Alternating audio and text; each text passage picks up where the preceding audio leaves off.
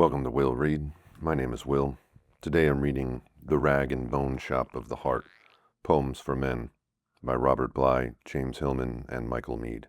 Approach to wildness. Boys feel wild. They love their tree houses, their wild spots in the woods. They all want to go down to the river with Huck, away from domesticating aunts.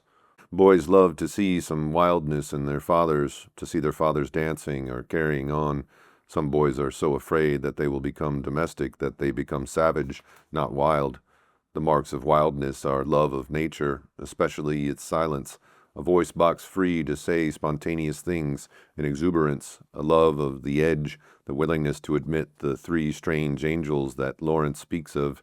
Yeats realized, searching Roman and Greek texts, that even Cicero, considered middle of the road, was much wilder than any of his friends. The wild man is not mad like a criminal or mad like a psychotic, but mad as the mist and snow. How many years ago were you and I unlettered lads, mad as the mist and snow? This question does not mean that wildness is restricted to childishness or is dominated by so-called primitive emotions or amounts to atavism. The wildness of nature is highly sophisticated.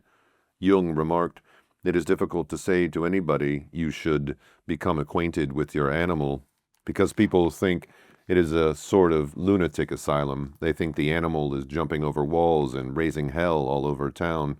Yet the animal is pious. It follows the path with great regularity. Only man is extravagant." Vision, Seminar 1, page 282. Thoreau says, "In literature it is only the wild that attracts us. King Lear attracts us, the dervish, the Zen laughter.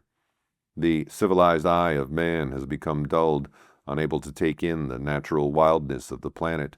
Blake says, "The roaring of lions, the howling of wolves, the raging of the stormy sea, and the destructive sword are portions of eternity, too great for the eye of man."